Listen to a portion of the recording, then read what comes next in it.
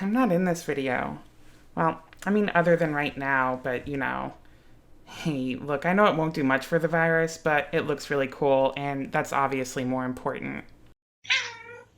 The apocalypse? Well, hell, sign me up. So, when I first started to transition, the popular narrative that I ran into with a lot of transphobes was that trans people want to be trans, that they'll look for any excuse in the world to justify their transness.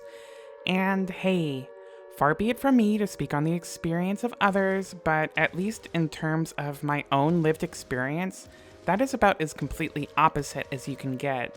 I mean, think about it. I was living the life of a cis white guy in America.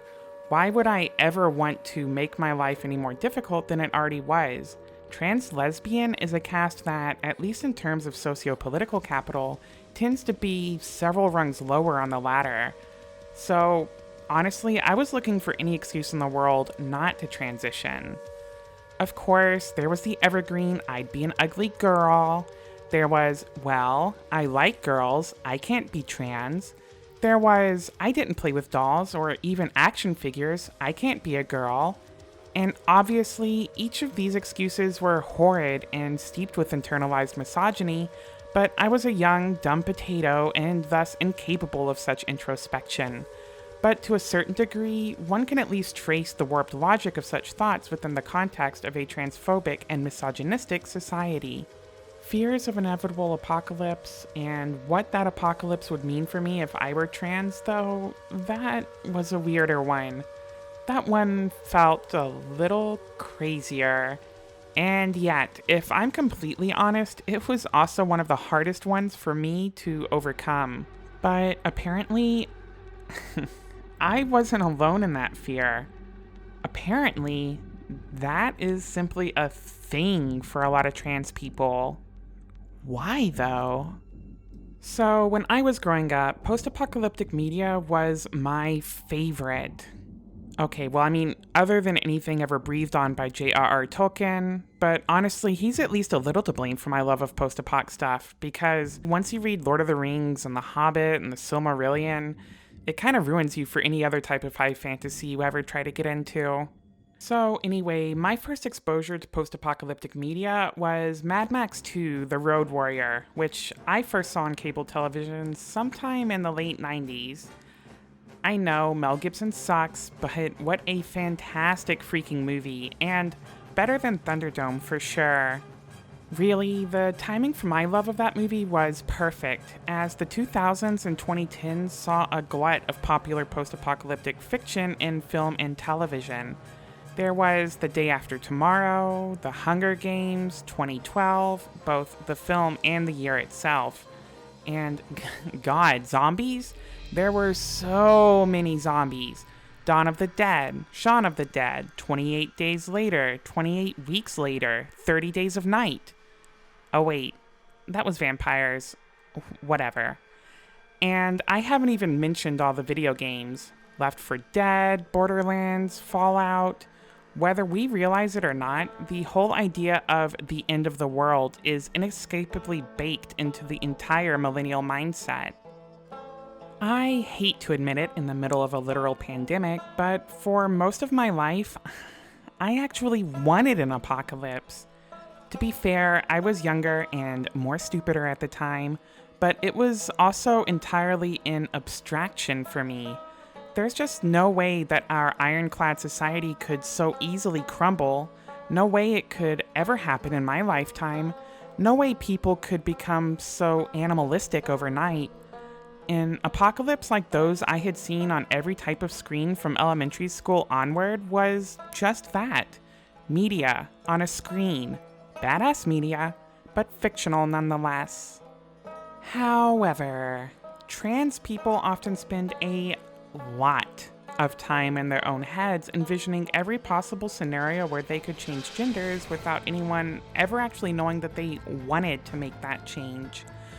For example, when wishing to a genie, it's important to wish that you were born, in my case, as a girl, not just turned into one, so that all your friends and family would only ever have known you to be a girl. The number of hours of my life I probably poured into those plans, only to actually have been born a girl with extra steps. But c'est la vie. For me, though, the most common of these yearning fantasies had to do with the apocalypse. And part of me always knew I wasn't alone in this, because just look at this scene from Dawn of the Dead!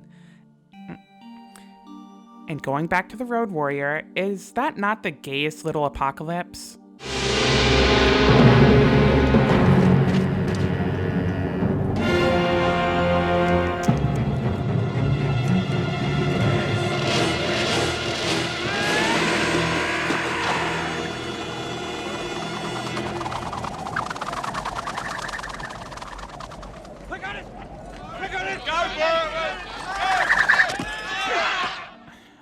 Wait, can't get sidetracked.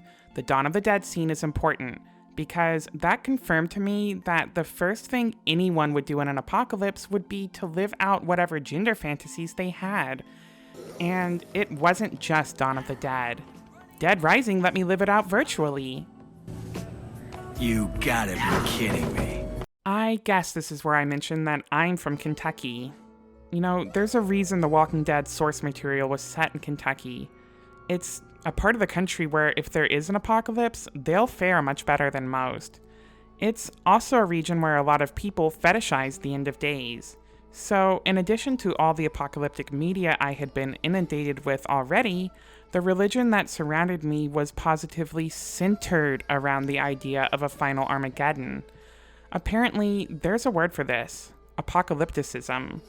The most fervent, apocalypticists back home have a new conspiracy theory every week about how the signs of the end times are undeniable. Mostly because when a date of supposed apocalypse is passed, it becomes important to quickly readjust the projection for a few days later. Oh, and don't even get me started on that convergence of media and religious apocalypticism, which was the Left Behind series. Wait, it was, right? I haven't actually checked in an age, but... Okay, yes, 2007 was the last one. Good. Anyway, Left Behind, for the uninitiated, was a series of 16? Really? 16 end times fan-famine novels. They're novels. 16 Christian end time novels, which were hugely, and I mean hugely, popular around the turn of the last century.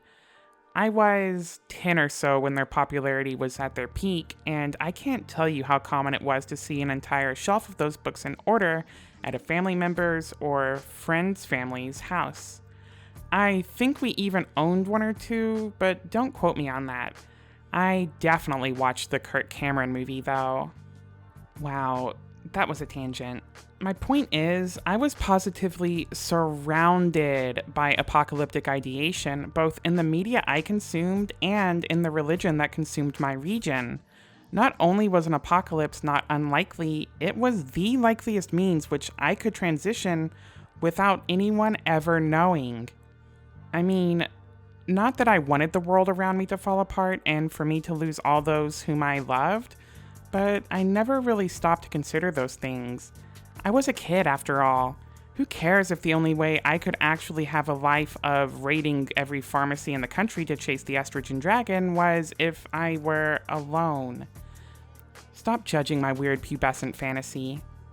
As I got older, that fantasy became more of an acute fear, though, and as strong a reason for me not to transition as any other I had. Funny enough, I came to realize that I wasn't alone in this, either. I can't tell you how many posts I've seen over the years which go along the lines of, okay, I think I might be trans. Maybe. But it doesn't matter. What if the world ends and I can't get any hormones? Which, okay, I know, from the outside, that might seem like a pretty ludicrous excuse not to transition. But, like I've shown, both cultural and religious apocalypticism, I really love that word, is all around us, whether we intend it or not. Oh, and remember that little bit I opened with about looking for any excuse in the world not to transition? Yeah, I'm definitely not alone in that either. It's just that when I say any excuse in the world, I mean any excuse in the world. It would be much safer for me to be that badass boy from Kentucky who spent every other weeknight in high school camping tentless by the lake than it would be to be a trans woman wandering from town to town in search of her next dose of estradiol. The fact that all the woodcrafty and survivalist knowledge I had attained over the years would remain even after transition wasn't the point. The point was that it was scarier to be a woman, much less a trans woman, in the event of an apocalypse. I never realized until I started to transition that all that was simply a manifestation of my fears with being trans in general, but here we are, and now it's so painfully clear. The real kicker of it, though, is that despite the fact that I eventually began to overcome that internalized transphobia, we're now in the early days of an actual global pandemic. And now that I am trans, and now that the world is so highly stressed, I can see how little of society has to actually degrade before the structural floor of trans support in this country begins to fall out. My inspiration for this video came from a day in mid-March, I believe during my second week of social isolation due to the spread of COVID-19. Honestly, it wasn't all that notable a day, except for the 2 notifications I knew were coming and which I received within hours of each other. The first came from my laser technician. I would not be able to schedule any more beard zapping appointments until at least May, and honestly, fat chance there. Fine, whatever, I've had 8 sessions already. It sucks, it's probably going to screw up my very expensive progress some, but I guess not the end of the world. The second, however, was significantly more devastating.